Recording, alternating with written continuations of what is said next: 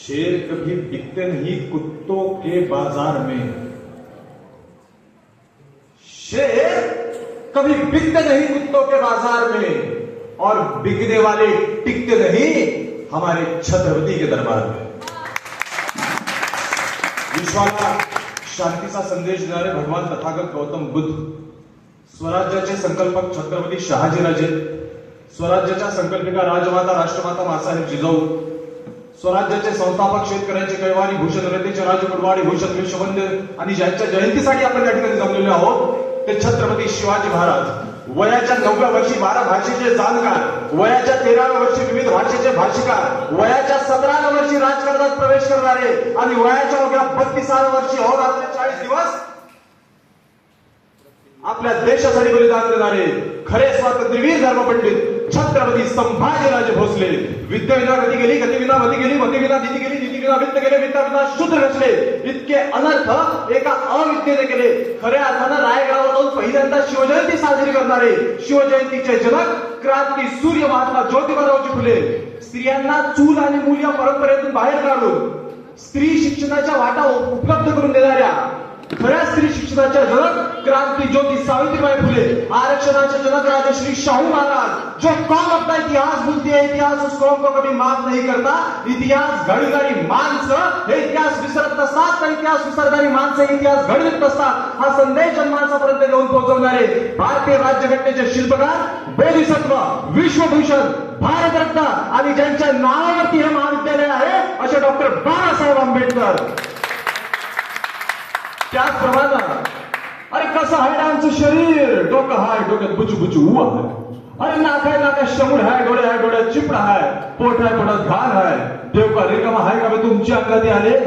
अबे भैताना हो, देव कधी अंगात येत नसते, माणसात देव असते।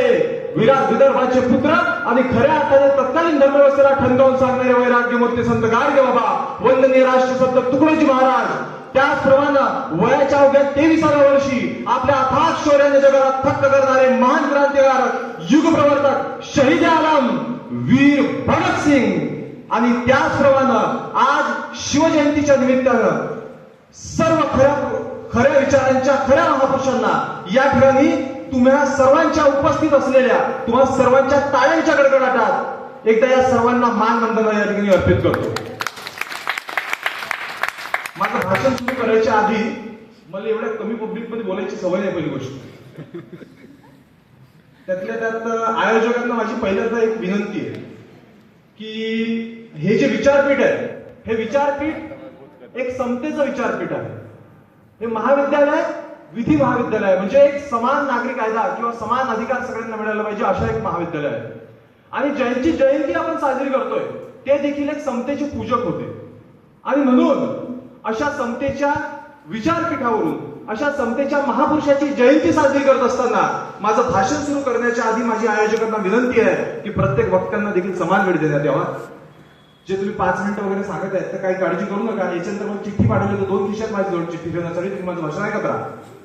तर सर्वप्रथम या ठिकाणी इतिहास आणि शिवाजी महाराजांचा इतिहासावर बोलत असताना किंवा शिवाजी महाराजांवरती सांगत असताना इतर सगळे वक्ते आहेत, सगळ्या गोष्टी सांगण्यासाठी खूप जण आहेत, पण मी जास्त काही इतिहासाच्या बाबतीत किंवा जास्त काही बोलत नाही।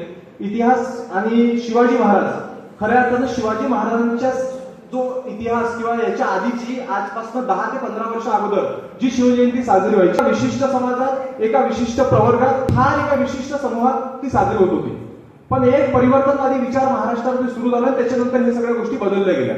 आपल्याला माहिती असेल की आज शिवाजी महाराजांची जयंती साजरी करताना आपण या ठिकाणी 18 बलुतेदार 12 बलुतेदार आणि सर्व 18 जातीची मावळे या ठिकाणी एकत्रित झालेलो आहोत। आणि एकत्रित असताना शिवाजी महाराजांचा जर का इतिहास बघितला गेला तर इतिहासामध्ये फक्त आणि फक्त अफजल खानाचा कोथळा काढला, शाहिस्तेखानाची बोटं कापली एवढा फक्त इतिहास नाहीये, त्याच्या पलीकडचा इतिहास आहे।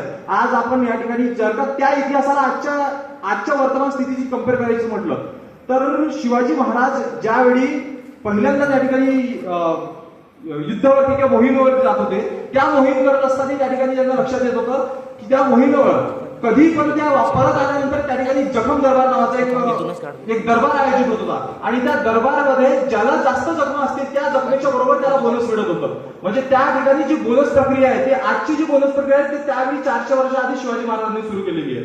त्याचप्रमाणे शिवाजी महाराजांनी प्रतापराव गुजरांची जी त्यांची कन्या आहे, त्यांच्या कन्येला त्यांनी सून म्हणून स्वीकार केला. म्हणजे आंतरजातीय विवाहाला प्रोत्साहन देण्याचं काम शिवाजी महाराजांनी केलेलं आहे.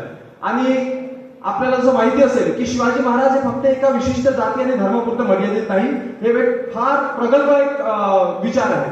आणि त्याच्यामुळं आज ज्या महाराष्ट्रामध्ये शिवाजी महाराजांची, मला वाटत नाही 400 वर्ष आधी ज्या माणसाचा इतिहास त्या ठिकाणी किंवा ज्यांचा इतिहास 400 वर्षापूर्वीचा असेल त्यांचा इतिहास आधी साजरा केला जात असेल, पण शिवाजी महाराजांची जयंती ही आधी साजरी होते.